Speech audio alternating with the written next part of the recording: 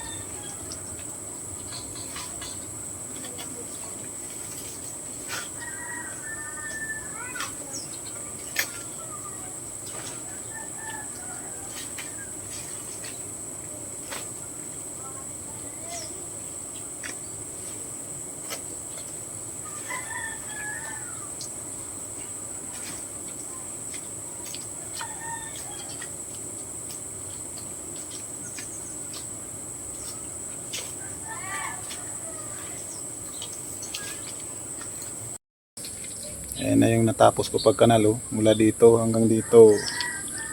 Yan, tubig mawas na. Para pag lumakas yung ulan, kahit paano yung tubig hindi may stuck. Diretso yun doon sa may kanal na malaki. Yan. May tubig na. Yun. Tayan doon sa dulo. Ayan. Taas yung tubig doon pa, papunta. Doon yung may creek doon.